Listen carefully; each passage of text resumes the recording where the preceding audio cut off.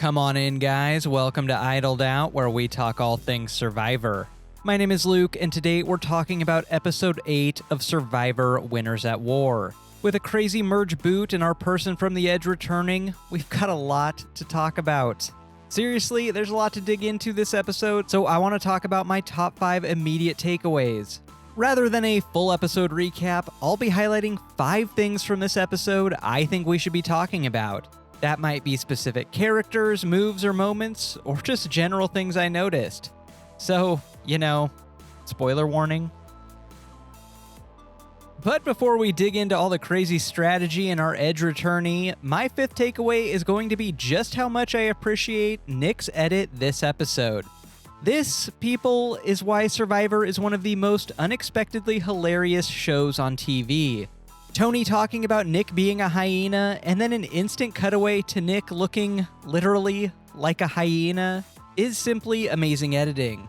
And that compilation of shots of Nick butting into conversations was also great. Like with Dean last season, Survivor does a great job of showing the endearingly aloof side of people without it ever feeling super malicious. Hope Nick appreciates it because he just broke out as one of the most hilarious characters of the season. My 4th takeaway is that Tyson's win from the Edge is both expected and welcome. If we're going to have people returning to the game, you can't do much better than Tyson.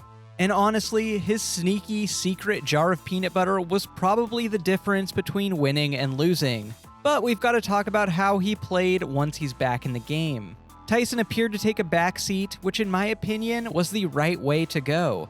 With the entire tribe looking for an easy consensus vote after a crazy pre-merge, Tyson, as the Edge returnee, easily could have ended up in the mix. But by keeping his head down and going with the flow, the target landed on Wendell and Adam instead.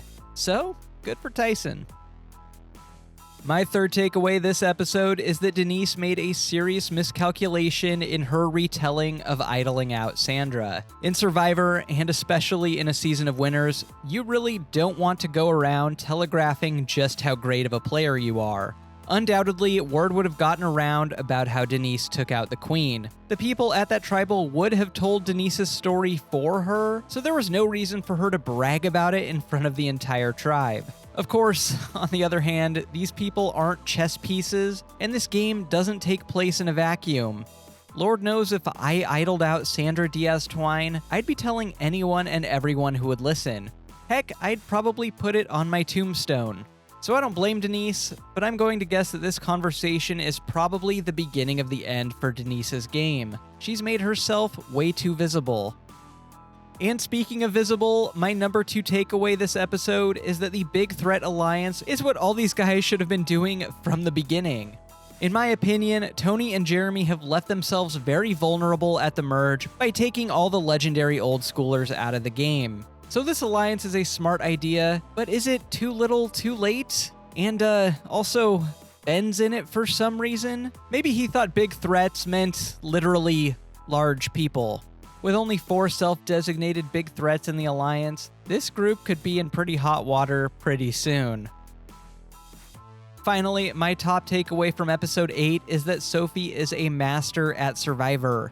With the pendulum swinging between Nick, Adam, and Wendell, with Wendell having by far the most connections in the game of those 3, she was able to get out the person that she personally had the least connection to. That is no small feat, and shows how great Sophie is at pulling the strings without people knowing, and setting her game up well down the stretch. I've been sleeping on Sophie this season, but this episode made me a believer. Got nothing else for ya. Please consider bequeathing your fire tokens to the like and subscribe button, and I'll get you more Survivor content just like this. Until next time, don't get idled out.